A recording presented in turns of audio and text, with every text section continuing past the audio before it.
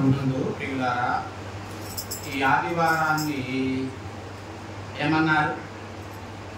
ఈ ఆదివారానికి ఒక స్పెషల్ ఉంది లోకంలో. ఏంటి? ఫ్రెండ్షిప్ డే కదా. ఈ ఆదివారం ఫ్రెండ్షిప్ డే. యేసయ్య కూడా మన స్నేహితుడు. యేసయ్య మనకు ఎవరు? స్నేహితుడు ఆయన. అందుకని యోహాను సువార్తలో యేసయ్య అన్నాడు. సరే, ఆ మాట చదువుకుందామా? యోహాను సువార్తలో యేసు ప్రభువు వారు అన్న మాట 15వ అధ్యాయం 14వ వచనం 15వ వచనం. నేను మీకు ఆజ్ఞాపించు వాటిని చేసిన ఎడల మీరు నా స్నేహితులయ్యుందురు. దాసుడు తన యజమానుడు చేయుదానిని ఎరుగడు గనుక ఇక మిమ్మును దాసులని పిలువక స్నేహితులని పిలుచుచున్నాను. ఎందుకనగా నేను నా తండ్రి వలన వినిన సంగతులన్నింటినీ మీకు తెలియజేసి తిని. ఇక్కడ ప్రభువారు అంటున్నాడు, మీరు నా స్నేహితులు అంటున్నాడు 14వ వచనంలో. మీరు దాసులు కాదు. ఎందుకు మీరు దాసులు కాదు అంటే, దాసుడు తన యజమానుడు చేసే దానిని ఎరుగడు. కాబట్టి ఇక మిమ్ములను దాసులని పిలువక ఏమని పిలుస్తున్నాను? స్నేహితులు అని పిలుస్తున్నాను. కాబట్టి యేసయ్య మనకు ఎవరు? ఆయన స్నేహితుడు. స్నేహితుడు దగ్గరగా ఉంటాడా, దూరంగా ఉంటాడా? దగ్గరగా ఉంటాడు. యేసయ్య మనకు స్నేహితుడు కాబట్టి ఆయన మనకు ఆప్తుడు, మనకు బహు దగ్గరవాడు. బైబిల్లో ఒక ఆయన ఉన్నాడు. ఆయన యేసయ్య, మరి ఆయనను గురించి మనం హెబ్రీ పత్రికలో ఆయన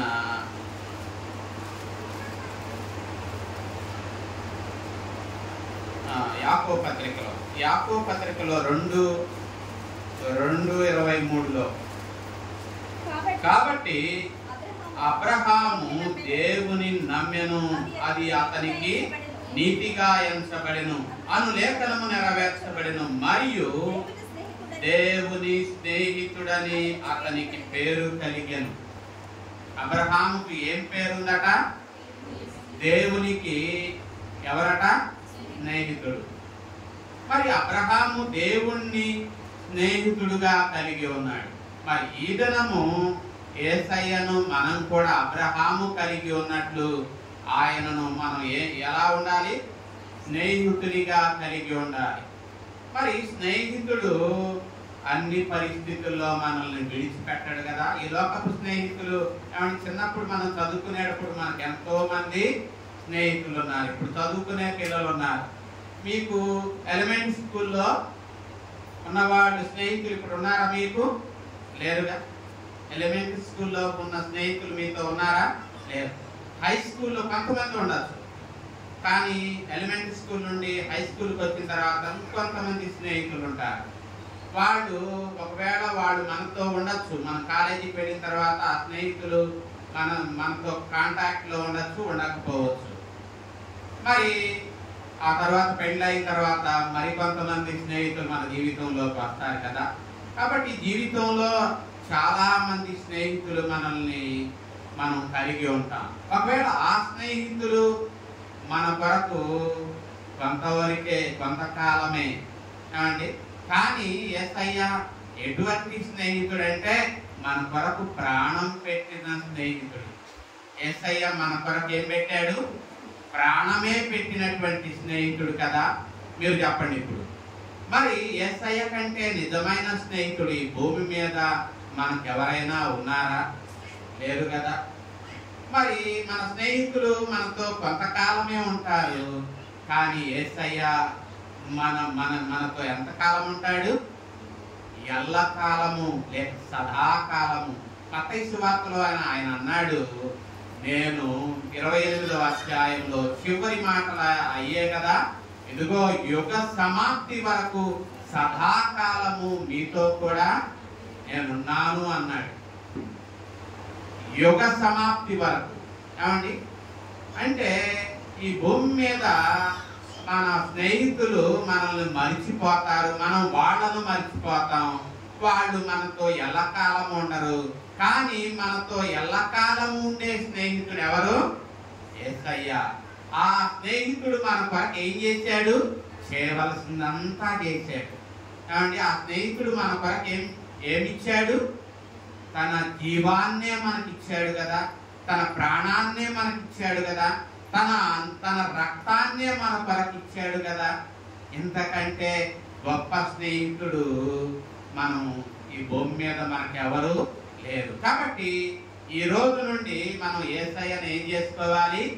మన స్నేహితుడుగా మనం చేసుకోవాలి.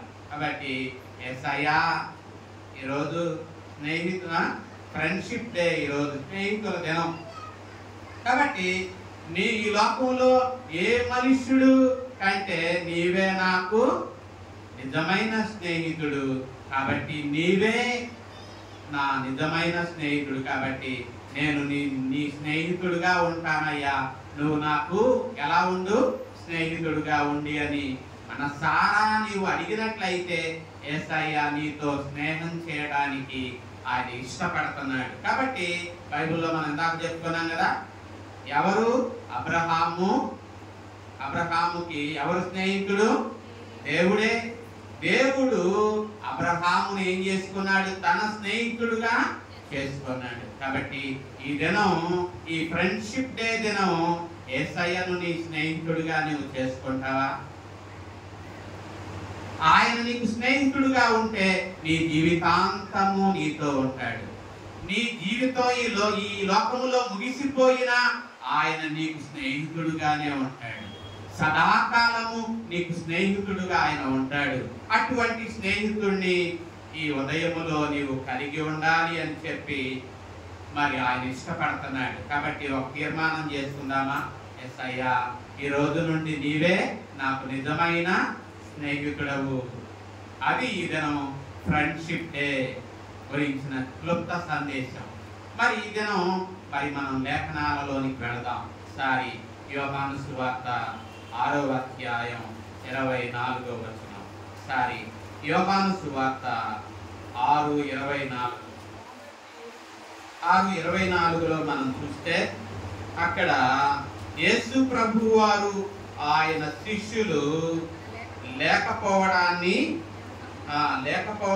జన సమూహము చూసి వారు చిన్న దోణిలెక్కి యేసు ప్రభువును వెతుకుతూ ఉన్నారు. వారు చిన్న దోణిలెక్కి యేసయ్యను వెతుకుతూ ఉన్నారు. మరి యేసయ్యను ఎందుకు వెతుకుతూ ఉన్నారు? యేసయ్యను వారు ఎందుకు వెతుకుతూ ఉన్నారు?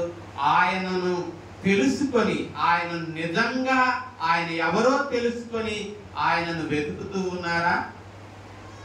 కాబట్టి యేసయ్యను ఎవరో తెలుసుకొని నిజంగా ఆయనను వెతుకుతూ ఉన్నారా? మరి ఆత్మ సంబంధమైన కారణం కొరకు ఆయనను వెతుకుతూ ఉన్నారా? ఆయన బోధలను వినడానికి ఆయనను వెతుకుతూ ఉన్నారా? ఆయన నిజంగా అయ్యా నీవు దేవుని కుమారుడు అని వారు విశ్వసించి ఆయనను వెతుకుతూ ఉన్నారా? మరి వారు ఎందుకు వెతుకుతూ ఉన్నారు? ఇక్కడ వాళ్ళు మరి చిన్న దోణిలెక్కి మరి యేసయ్యను వారు వెతుకుతూ ఉన్నారు. ఎవరు? జన సమూహము వెతుకుతూ ఉన్నారు. ఈ రోజుల్లో కూడా అనేకులు వెతుకుతూ ఉన్నారు. ఏమండి వెతకటం లేదా? మరి అనేకులు అనేకమైన తలంపులతో ఆయనను వెతుకుతూ ఉన్నారు. కొందరు ఆత్మ సంబంధమైన విషయాల కొరకు ఆయనను వెతుకుతూ ఉన్నారు. కొందరు ఈ భూ సంబంధమైన విషయాల కోసమే ఆయనను వెతుకుతూ ఉన్నారు. కాబట్టి ఈ దినం ఇక్కడ కూర్చున్న మనం యేసయ్యను ఏ ఉద్దేశంతో వెతుకుతూ ఉన్నాం? యేసయ్యను ఏ ఉద్దేశంతో ఆయనను వెతుకుతూ ఉన్నాం? ఆత్మ సంబంధమైన దాని కొరకు వెతుకుతూ ఉన్నామా, లేక భౌతికమైన ఆశీర్వాదాల కొరకే ఆయనను వెతుకుతూ ఉన్నామా?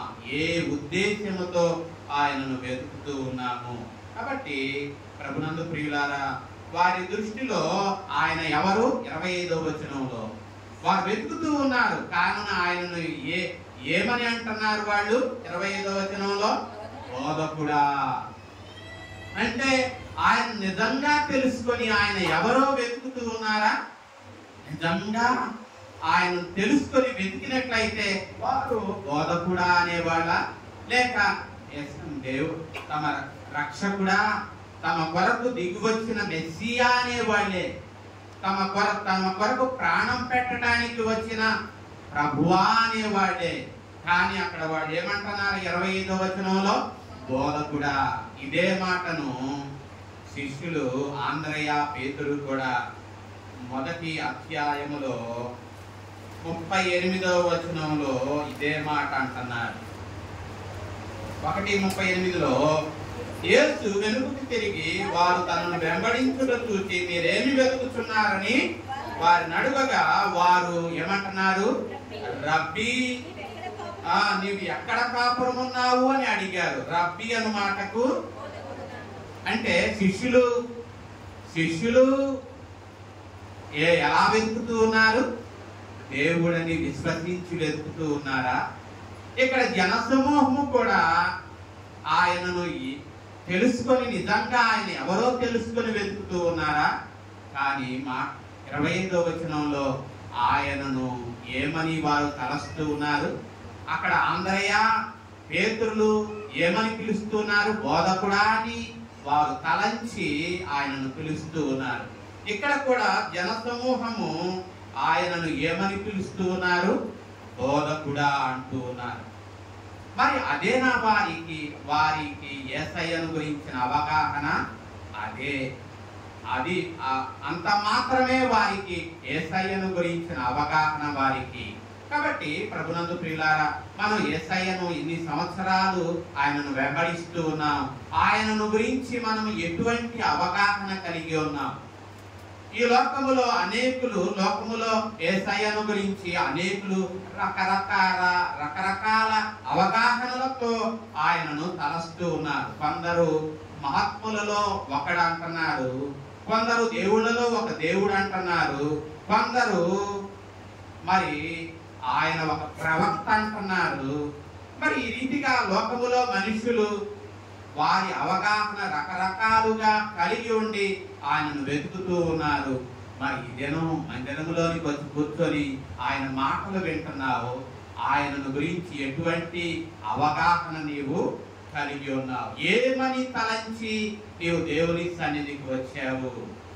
మనం ఎటువంటి అవగాహనతో వచ్చామో ఆయనకు తెలుసు. మనం ఎటువంటి అవగాహనతో వచ్చామో ఆయనకు తెలుసు.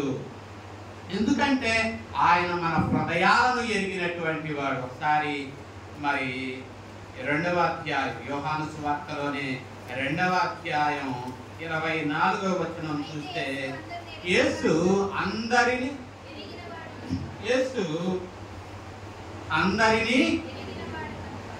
ఏమి ఎరిగి ఉన్నాడో కింద చెప్తూ ఉన్నాడు. ఆయన మనుష్యుని ఆంతర్యమును ఎరిగినవాడు. ఆయన అందరినీ ఎరిగినవాడు. ఏమి ఎరిగి అన్నాడు? నేను మీ ముఖాలనే ఎరిగి ఉంటాను, మీరు నా ముఖాన్ని ఎరిగి ఉన్నారు. కానీ నీవు నేను ఎరగనటువంటి దానిని ఆయన ఎరిగి ఉన్నాడు. ఏది? ఆయన ఆంతర్యమును ఎరిగి ఉన్నాడు. ఆయన మనకు తలంపు పుట్టకమునపే మన ఆలోచనలను ఆయన ఎరిగి ఉన్నాడు. మన దినములన్నీ గురించి ఆయన ఎరిగి ఉన్నాడు. కాబట్టి ప్రభునందు ప్రియులారా, మన దేవుడు మన హృదయాన్ని ఎరిగి ఉన్నాడు. ఏ ఉద్దేశముతో ఆనాడు జనసమూహము ఆయనను వెతుకుతూ ఉన్నారో ఆయనకు తెలీదా? తెలుసు. కానీ వారు ఏ ఉద్దేశముతో వెతుకుతూ ఉన్నారో దాని పట్ల ఆయనకు నిజమైన సంతోషము లేదు. కానీ నిజంగా ఆయన తెలుసుకొని మరి ఆయనను వెతికితే దానిని బట్టి ప్రభు సంతోషిస్తాడు. ఏదో ఈ లోక సంబంధమైన విషయాలకు ఆశ కలిగి మనం ఆయనను వెతికితే ఆయన మన పట్ల అంత సంతోషాన్ని కలిగి ఉండే దేవుడు కాదు. మనం ఎలాగూ వెతుకుతూ ఆత్మరక్షణ కొరకు ఆయనను వెతుకుతూ ఉన్నామా, లేక ఈ భౌతికమైనటువంటి ఆశీర్వాదాల కొరకు ఆయనను వెతుకుతూ ఉన్నామా? కాబట్టి ప్రభునందు ప్రియులారా, మరి ఆత్మ సంబంధమైన జ్ఞానము కలిగి ఆయనను ఆసక్తితో వెతకాలి. మరి ఇక్కడ మనం చూస్తే ఇక్కడ జన సమూహము మరి ఎందుకొరకు వెతుకుతూ ఉన్నారు? 26వ వచనంలో యేసు ఏమంటున్నాడు? మీరు సూచనలను చూచుట వలన కాదు గాని రొట్టెలను భుజించి తృప్తి పొందుట వలననే ఏం చేస్తున్నారు? వెతుకుతూ ఉన్నారు. మీరు ఎందుకు వెతుకుతూ ఉన్నారు? యేసయ్య ఆయన ఆంతర్యాన్ని ఎరిగినవాడు కాబట్టి, వారు ఏ ఉద్దేశంతో ఆయనను వెతుకుతూ ఉన్నారో ఆయన ఎరిగి ఉన్నాడు కాబట్టి ఆయన అంటున్నాడు, మీరు సూచనలను చూచుట వలన కాదు గాని రొట్టెలను భుజించి తృప్తి పొందుట వలననే. పోయిన వారం రొట్టెలను వారు ఏం చేశారు? భుజించారు. 5 రొట్టెలు 2 చేపలు వేల మందికి ఆయన తృప్తిగా పెట్టాడు. మరలా వారికి ఆకలైంది. ఇప్పుడు వారు ఆహారం కొరకు ఆయన ఏం చేస్తున్నారు? వెతుకుతూ ఉన్నారు. అంటే దాని అర్థము ఈ లోక సంబంధమైనటువంటి అవసరతల కొరకే ఆయనను వెతుకుతూ ఉన్నారు. ఈ లోక సంబంధమైన అవసరతలు తీరితే చాలు అని వారు తాపత్రయపడుతూ ఉన్నారు. కాబట్టి ప్రభునందు ప్రియులారా, యేసు ప్రభువు వారు 27వ వచనంలో ఎందుకొరకు ఆయనను వెతకాలో చెప్తూ ఉన్నాడు.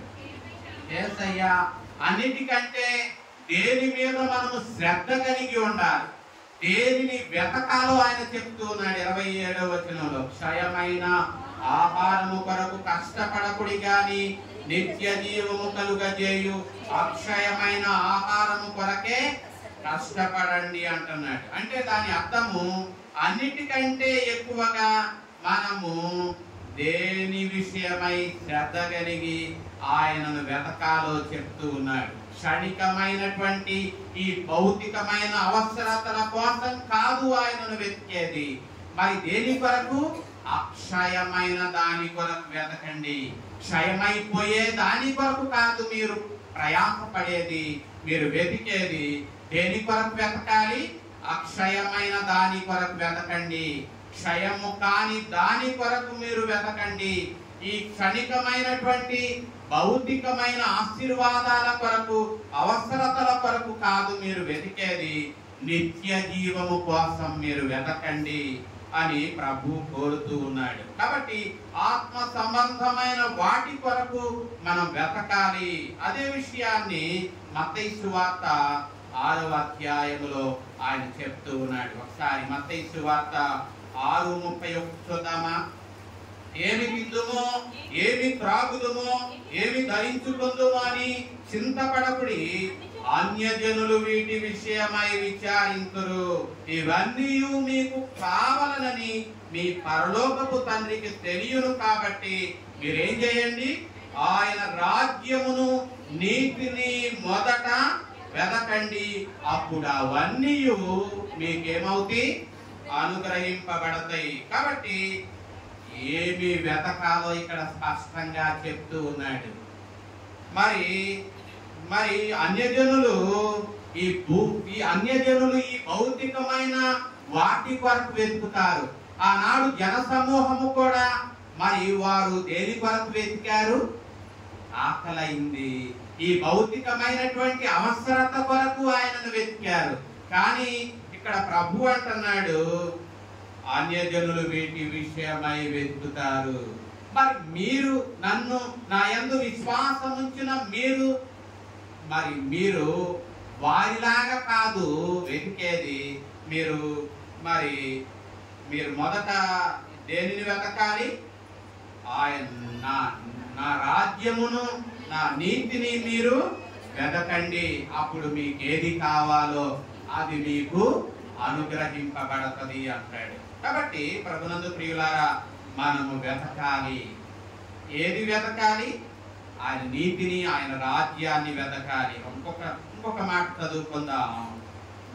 మత్తయి సువార్తలోనే 16వ అధ్యాయములో ఒక మనుష్యుడు మరి అన్నీ సంపాదించుకొని, ఒకసారి 16వ అధ్యాయం 26వ వచనంలో, ఒక మనుష్యుడు లోకమంతయు సంపాదించుకొని తన ప్రాణమును పోగొట్టుకుంటే అక్కడ ఏమంటున్నాడు? ప్రాణము పోగొట్టుకుంటే అతనికి ఏమి ప్రయోజనం? ఒక వ్యక్తి అన్నీ సంపాదించుకోవచ్చు కావండి, అన్నీ సంపాదించుకోవచ్చు, కానీ సంపాదించుకున్నది ఏది కూడా అతడు వెళ్ళేటప్పుడు తన వెంట ఏది కూడా ఏమన్నా వచ్చుద్దా? రాదు. ఒకవేళ నీవు ఈ లోకములో అన్నీ సంపాదించుకోవచ్చు, కానీ యేసయ్యను నీ జీవితంలో సంపాదించుకోకుండా ఉంటే అది ఈ లోకాన్ని విడిచిపెట్టిన తర్వాత మనం సంపాదించుకున్నది ఏది మన వెంట రాదు. కానీ యేసయ్యను సంపాదించుకుంటే ఆయన ఈ లోకములో మనతో ఉంటాడు, ఈ లోకాన్ని విడిచిన తరువాత కూడా ఆయన మనతో ఉంటాడు. కాబట్టి ప్రభునందు ప్రియులారా, మనం అప్పుడప్పుడు చెప్పుకుంటాం కదా, ది గ్రేట్ అలెగ్జాండర్ లోకమంతా ఏం చేశాడు? సంపాదించుకున్నాడు. చనిపోయేటప్పుడు ఏమన్నా తన వెంట తీసుకువెళ్ళాడా? తీసుకువెళ్ళలా. ఏమన్నాడు? నేను అన్నీ సంపాదించాను కానీ ఏది నా వెంట తీసుకువెళ్ళటంలా. కాబట్టి నన్ను చనిపోయినప్పుడు నా శవపేటికలో నుండి నా చేతులను, రిక్త హస్తములను బయటకు పెట్టండి అన్నాడు. వట్టి చేతులను బయటకు పెట్టండి. నా సమాధి పెట్టెలో నుండి నా చేతులు బయటకు, వట్టి చేతులు పెట్టండి. ఎవరైనా అడిగారనుకో, ఇదిగో అలెగ్జాండర్ లోకాన్ని సంపాదించాడు, చనిపోయిన తరువాత ఏమీ పట్టుకొని ఏం చేస్తున్నాడు? ఏమీ పట్టుకొని వెళ్ళడం లేదు అని చెప్పండి. కాబట్టి ప్రభునందు ప్రియులారా, ఈ లోకంలో మనం అన్ని సంపాదించుకున్నా యేసయ్యను నీ జీవితంలో సంపాదించుకోకపోతే ఈ లోకాన్ని విడిచినప్పుడు నీకంటే దౌర్భాగ్యురాలు మనం ఉండం, అంతకంటే పేదవారు ఉండరు. ఒకవేళ ఈ లోకములో యేసయ్యను నీవు కలిగి ఈ లోకములో ఏమీ లేకపోయినా నీవు దేవుని దృష్టిలో ఎవరవు? భాగ్యవంతుడవు. లాజరు దరిద్రుడే, కానీ లాజరుకు ఉండడానికి ఏమీ లేదు, ఇల్లు లేదు, తినడానికి ఏమీ లేదు, తిండి లేదు, కట్టుకోవడానికి వస్త్రం లేదు. కానీ లాజరు చనిపోయాడు, దేవునిని కలిగి చనిపోయాడు. లాజరును తీసుకొని వెళ్ళడానికి ఎవరు వచ్చారు? దేవదూతలు వచ్చారు. కాబట్టి ప్రభునందు ప్రియులారా, ఎందుకంటే దేవదూతలు అతని కొరకు సిద్ధపరచిన ఒక గృహము ఉంది, నిత్యమైన గృహము. ఆ గృహములోనికి వారు అతని తోడుకొని వెళ్ళడానికి వచ్చారు. ఈ లోకములో ఏమీ లేవు, కానీ పరలోకములో ఏముంది? నిత్యమైన నివాసం ఉంది. ఈ లోకములో వస్త్రాలు లేవు, మరి ఈ లోకాన్ని విడిచిన తర్వాత అతనికి ఏ వస్త్రాలు? మహిమ వస్త్రాలు ఇవ్వబడ్డాయి, రక్షణ వస్త్రము ఇవ్వబడింది. ఈ లోకములో తినడానికి తిండి లేదు, కానీ అతడు కన్ను మూసిన తరువాత ఆకలి దప్పులు లేని రాజ్యాన్ని అతడు ఏం చేశాడు? స్వతంత్రించుకున్నాడు. కాబట్టి కష్టపడండి. దేని కొరకు? ఈ భౌతికమైన విషయాల కొరకు కాదు, నిత్యమైన జీవితం కొరకు, నిత్య రాజ్యము కొరకు, నిత్యమైన నివాసము కొరకు ప్రయాసపడండి. కాబట్టి మనం దేని కొరకు ప్రయాసపడుతున్నాం? యోహాను సువార్త ఈ దినము క్షయమైన ఆహారము కొరకు కష్టపడద్దు, మరి నిత్య జీవము కలుగజేసే అక్షయమైన ఆహారము కొరకు ఏం చేయండి? కష్టపడండి. అది ఎక్కడ దొరుకుద్ది? అది ఎక్కడ దొరుకుద్ది? క్షయము కాని ఆహారము ఎక్కడ దొరుకుద్ది? సంత వీధిలో దొరుకుద్దా? షాపింగ్ మాల్స్ లో దొరుకుద్దా? ఈ లోకములో ఎక్కడ వెతికినా దొరుకుద్దా? దొరకదు. అది మరి ఎవరిస్తారు? మనుష్య కుమారుడు దానిని మీకు ఇచ్చును. మనుష్య కుమారుడు ఇస్తాడు. యేసుక్రీస్తుకు ఈ భూమి మీద ఉన్న మరి ఒక పేరేంటో తెలుసా? మనుష్య కుమారుడు. మనుష్య కుమారుడు అది మీకు ఇస్తాడు.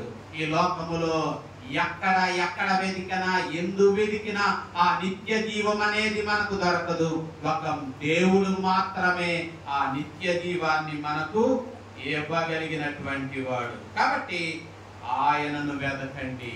కాబట్టి ప్రభునందు ప్రియులారా, అందుకని యెషయా గ్రంథములో 55వ అధ్యాయంలో ఒకసారి చూడండి. ఒకసారి యెషయా గ్రంథము 55వ అధ్యాయంలో అక్కడ అంటాడు, 55 రెండవ వచనంలో, ఆహారము కాని దాని కొరకు మీరేల రోకలిచ్చెదరు, సంతుష్టి కలుగజేయని దాని కొరకు మీ కష్టాతీతాన్ని ఎందుకు వ్యయపరచెదరు? నా మాట జాగ్రత్తగా ఆలకించి మంచి పదార్థమును భుజించుడి, మీ ప్రాణమును సారమైన దాని యందు సుఖింపనీయుడి. కాబట్టి మనం మరి ఏం చేస్తున్నాం? మనం సంతుష్టి కలుగజేయని దాని కొరకు మనం కష్టార్జితాన్ని వ్యయపరుస్తూ ఉన్నాము కదా. మరి ఆహారము కాని దాని కొరకు, ఏమండి, సంతుష్టి కలుగజేయని ఆహారము కొరకు రోకలిస్తున్నాం, మన కష్టాన్ని దారపోస్తున్నాం, మనం ప్రయాస పడుతున్నాం. కానీ ప్రభు అంటున్నాడు, సంతుష్టి కలుగ చేయని దాని కొరకు కాదు మీరు ప్రయాసపడేది, మీ కష్టాన్ని వ్యయపరిచేది. నా మాట జాగ్రత్తగా ఆలకించండి, మంచి పదార్థాన్ని మీరు భుజించండి. మంచి పదార్థము మీ ప్రాణము సారమైన దాని యందు సుఖింపనీయండి. మరి ప్రభునందు ప్రియులారా, మరి మంచి పదార్థం ఏది? ఈ మంచి పదార్థం ఏదో మనం క్రింద వచనాలలో మనం చెప్పుకోబోతున్నాం. ఏది మంచి పదార్థం? మనం తినేదా మంచి పదార్థం? ఇప్పుడు తింటున్నాం చక్కగా పలావ్. ఈరోజు ఆదివారం ఎన్వి ఇవాళ అంటే నాన్ వెజ్ తింటున్నాం. సాయంత్రం అయ్యేసరికి మరలా ఏమవుతుంది? క్షయమైపోతుంది. మరి క్షయము కాని ఆహారం ఏదో ఈ దినం మనం నేర్చుకోబోతున్నాం. నిజం, క్షయము కాని ఆహారం. ఆ ఆహారాన్ని మనం తీసుకుంటే మనం ఎప్పటికీ దప్పికగొనము, ఎప్పటికీ ఆకలి వనము. ఆ ఆహారం ఏదో ఈ దినము ప్రభువే మనకు నేర్పుతూ ఉన్నాడు. ఏంటి ఆ ఆహారం? కాబట్టి ఆ ఆహారము కొరకు మనం ప్రయాసపడాలి. ఆ ఆహారం కొరకు మనము ఏం చేయాలా? మన కష్టాన్ని ఇవ్వాలి. దాని కొరకై మనం ప్రయాసపడాలి. కాబట్టి ఈ దినము అంశం ఏంటి? దేని కొరకు ప్రయాస. నీ ప్రయాస దేని కొరకు? దేని కొరకు నీవు ప్రయాస పడుతున్నావు? క్షయమైపోయే దాని కొరకే కదా మనం ప్రయాస పడుతుంది. 6 రోజులు క్షయమైపోయే దాని కొరకే ప్రాకులాడుతున్నాం, ప్రయాస పడుతున్నాం. మరి క్షయము కాని ఆహారం కోసం మనం ఎంతగా ప్రయాస పడుతున్నాం, ఎంత సమయాన్ని ఇస్తున్నాం, మరి దాని కొరకు ఎంతగా మనం దాని కొరకు మనం దృష్టి పెడుతున్నాం. కాబట్టి ప్రభునందు ప్రియులారా, మరి ప్రభువు ఈ దినం మనతో మాట్లాడుతున్నాడు. కష్టపడండి. దేని కొరకు? అక్షయమైన దాని కొరకు కష్టపడండి, ప్రయాసపడండి. అది ఎవరిస్తారు మీకు? మనుష్య కుమారుడు మీకు ఇస్తాడు దానిని అని ఆయన చెప్తూ ఉన్నాడు. కాబట్టి ప్రభునందు ప్రియులారా, మరి యోహాను సువార్త 4:10లో ఆ ఆహారము యేసుక్రీస్తే, ఆయన దేవుని వరంగా మనకు ఇవ్వబడ్డాడు. యోహాను సువార్త 4:10లో ఆ మాట మనం చూస్తాం కదా. 4:10లో ఏమని చూస్తాం? అందుకు యేసు, నీవు దేవుని వరమును, దేవుని వరముని ఎదుట ఉందమ్మా. యేసయ్య అంటున్నాడు, నీ ఎదుట ఏముంది? దేవుని వరముంది నీ ఎదుట. ఆ వరాన్ని నీవు అడగకుండా నీవు దాహానికి ఇమ్మని అడుగుతున్నావు. నీ ఎదుట వరం ఉంది, నీవు ఆ వరాన్ని అడగకుండా దాహమునకిమ్మని అడుగుతున్నావు. ఇదిగో నేను దాహముకి ఇచ్చాను, నువ్వు నేను ఇచ్చినా నీవు మరలా తప్పికొంటావు. ఆ వరాన్ని నీవు కోరుకుంటే నీ వెన్నటికి ఏమవ్వవు, తప్పికొనవు. ఆ వరము ఏంటో పౌలు రోమాపత్రికలో చెప్తూ ఉన్నాడు. రోమాపత్రిక 8వ అధ్యాయం, రోమాపత్రిక 8వ అధ్యాయం మనం చూస్తే 6:23లో దేవుని కృపావరము మన ప్రభువైన యేసుక్రీస్తు. ఆ కృపావరము, దేవుని కృపావరము ఎవరట? మన ప్రభువైన యేసుక్రీస్తు. సమరయ స్త్రీ, అమ్మా ఈ ఎదుట వరాన్ని పెట్టుకున్నావు, ఆ వరాన్ని అడగకుండా నీవు దాహం అడుగుతూ ఉన్నావు. మనం కూడా ఈ దినం ఆయన ముందు పెట్టుకొని మనం దేని కొరకు ప్రాకులాడుతున్నాం, మనం దేని కొరకు ప్రయాస పడుతున్నాం? ప్రయాస పడవలసిన దాని కొరకు ప్రయాస పడటం లేదు, క్షయమైపోయే దాని కొరకు ప్రయాస పడుతున్నాం. కానీ యేసయ్య అంటున్నాడు, క్షయము కాని దాని కొరకు ప్రయాసపడండి, క్షయము కాని దాని కొరకు ప్రయాసపడండి. ఆ క్షయము కానిది ఏదో ఈ దినం చెప్తూ ఉన్నాడు. ఆ క్షయము కానిది దేవుడిచ్చే వరం. ఆ దేవుని వరం ఏంటట? పౌలు చెప్తూ ఉన్నాడు, దేవుని కృపావరము మన ప్రభువైన యేసుక్రీస్తు అంటూ ఉన్నాడు. దేవుని కృపావరము మన ప్రభువైన యేసుక్రీస్తు. ఆ కృపావరము మరి మనము ఏ రీతిగా పొందుకుంటామో పౌలు ఎఫెసీ సంఘంతో చెప్తూ ఉన్నాడు. ఎఫెసీలకు రాసిన పత్రిక ఆ కృపావరము మనం ఏ రీతిగా పొందుకుంటామో చెప్తూ ఉన్నాడు. ఒకసారి ఎఫెసీ పత్రిక 2వ అధ్యాయము 8-9 వచనాలు. ఆ కృపావరాన్ని ఎలా పొందుకుంటామట? మీరు విశ్వాసము ద్వారా కృపచేతనే మీరు ఏ రీతిగా పొందుకుంటారో ఆ కృపావరాన్ని, ఆ కృపావరమైన యేసుక్రీస్తును మనం ఏ రీతిగా పొందుకుంటాం? మీరు విశ్వాసము ద్వారా. మీరు విశ్వాసము ద్వారానే ఆ కృపావరాన్ని పొందుకుంటారు. ఆ కృపావరమైన యేసుక్రీస్తును మీ విశ్వాసము ద్వారా పొందుకుంటారు, గాని క్రియల వలన కాదు. ఆనాటి జనసమూహము, ఆనాటి ప్రజలు అనుకున్నారు, క్రియల ద్వారా మేము ఆయనను పొందుకోవచ్చేమో అనుకున్నారు. అందుకనే వాళ్ళు ఏమన్నారు? యోహాను సువార్త 28లో మేము దేవుని క్రియలు జరిగించుటకు ఏమి చేయాలి అంటున్నారు. ఏ క్రియలు చేయాలి? ఆ కృపావరాన్ని మేము పొందుకోవడానికి ఏ క్రియలు మేము చేయాలి? వాళ్ళు అనుకుంటున్నారు, అలాన క్రియలు చేస్తే ఆ కృపావరాన్ని మేము పొందుకుంటాం అనుకుంటున్నారు. కానీ ప్రభువారు వారి తలంపులను సరిచేస్తున్నాడు. మీ క్రియల ద్వారా కాదు, మరి ఏ రీతిగా మీరు ఆ కృపావరాన్ని పొందుకుంటారంటే 29వ వచనంలో, ఆయన పంపిన వాని యందు మీరు విశ్వాసముంచుటయే దేవుని క్రియ. మీరు విశ్వాసము ద్వారానే ఆ కృపావరాన్ని పొందుకుంటారు. ఆ కృపావరము యేసుక్రీస్తే. ఆయనను ఏ రీతిగా నీవు నేను పొందుకుంటాం? విశ్వాసము ద్వారా. విశ్వాసము ద్వారా ఆయనను పొందుకుంటాము, గాని క్రియల వలన కాదు అన్న విషయాన్ని మరి యేసు ప్రభు వారు స్పష్టంగా చెప్తూ ఉన్నాడు. కాబట్టి ప్రభునందు ప్రియులారా, అదే విషయాన్ని పౌలు తీతుకు రాసినటువంటి పత్రికలో కూడా చెప్తూ ఉన్నాడు. ఒకసారి తీతుకు రాసినటువంటి పత్రికలోనికి వెళదాం. తీతుకు రాసినటువంటి పత్రిక 3:5. మనము నీతిని అనుసరించి చేసిన క్రియల మూలముగా కాక తన కనికరము చొప్పుననే పునర్జన్మ సంబంధమైన స్నానము ద్వారా పరిశుద్ధాత్మ మనకు నూతన స్వభావమును కలుగజేయటం ద్వారా మనలను ఏం చేశాడు?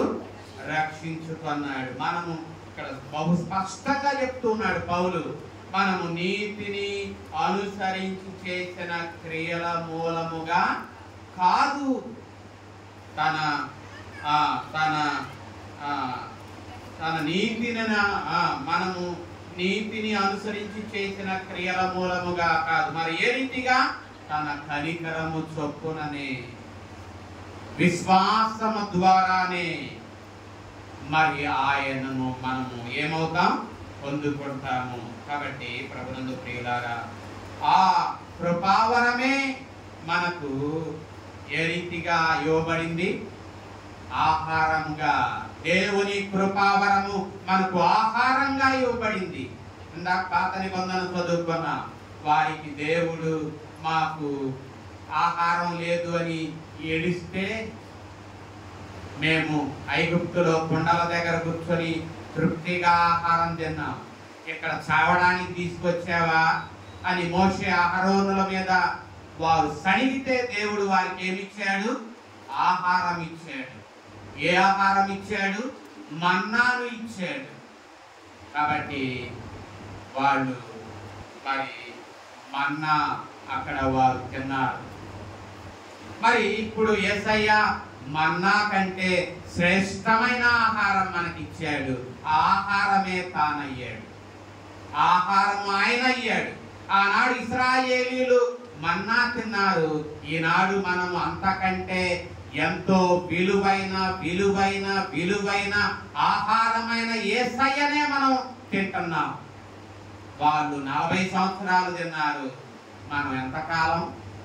ఆయన యందు విశ్వాసము ఉంచిన నాట నుండి బ్రతికినంత కాలము ఆయనను మనం తింటూనే ఉన్నాం కదా. ఆ ఆహారము ఆయనే. అందుకని 35వ వచనంలో 34లో చూద్దాం. ప్రభువా, ఆ ఆహారాన్ని ఎల్లప్పుడూ మాకు అనుగ్రహించయ్యా అని అడిగితే యేసయ్య అంటున్నాడు 35వ వచనంలో, ఆహారము ఎవరో కాదు, ఆహారము జీవాహారము నేనే. నా యొద్దకు వచ్చువాడు ఏ మాత్రము ఆకలి కొనడు.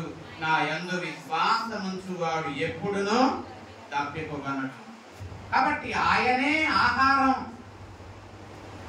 ఆ ఆహారాన్ని మనం ఏ రీతిగా పొందుకుంటామంటే విశ్వాసము ద్వారా. ఈ దినము ప్రభురాత్రి సంస్కారం ద్వారా మనం ఆహారాన్ని పొందబోతూ ఉన్నాం. ఆయన రొట్టె ద్వారా ఆయన శరీరాన్ని, ఆ ద్రాక్షారసము ద్వారా ఆయన రక్తాన్ని మనం తిని త్రాగబోతూ ఉన్నాం. ఈ ఆహారం నీకు కావాలా? యేసయ్య ప్రతి మాసము కూడా నీ కొరకు ఆయన విలువైన శరీరాన్ని ఇస్తున్నాడు. ఆయన అమూల్యమైన రక్తాన్ని ఇస్తున్నాడు. ఇంకా ఎంతకాలం ఆహారానికి దూరంగానే ఉంటావు? ఇంకా బాప్తిస్మం తీసుకోకుండా, ఇంకా రక్షణ పొందకుండా ఎంతకాలము నీవు దూరంగా ఉంటావు? యేసయ్య విలువైన ఆహారాన్ని నీకు ఇస్తున్నాడే. నీవు ఇదిగో నేనే ఆహారం, ఆ ఆహారాన్ని తీసుకుంటే నీవు దప్పికొనవు. ఆనాడు ఇశ్రాయేలీయులు మన్నాను తిన్నా కూడా గొడిగారు, సణిగారు, నశించిపోయారు. కానీ నేనిచ్చే ఆహారాన్ని మీరు తింటే ఇక మీకు సనుగుడు ఉండదు, గొనుగుడు ఉండదు, తృప్తి లేని స్థితి అస్సలు ఉండనే ఉండదు. మీరు తృప్తి కలిగి ఉంటారు. నేనిచ్చే ఆహారాన్ని మీరు తిన్నారనుకోండి, మీరు తృప్తి కలిగి ఉంటారు. ఆ ఆహారం నీకు కావాలా? ఇదిగో బాప్తిస్మం పొందు. నమ్మి విశ్వసించి బాప్తిస్మం పొంది ప్రభు శరీరములో పాలుందు. ప్రభు శరీరములో పాలుందు. చాలాసార్లు మనం ప్రభు శరీరానికి దూరంగా ఉంటున్నాం కదా. ప్రభు మరి మనకు సేవ చేయడానికి, ఆయన తన రక్తాన్ని, తన శరీరాన్ని మనకు ఇవ్వడానికి ఆయన ప్రతిసారి కూడా చూస్తూ ఉన్నాడు. నా శరీరాన్ని తీసుకోవా? నా రక్తాన్ని త్రాగవా? ఇదిగో పాప క్షమాపణను పొందవా?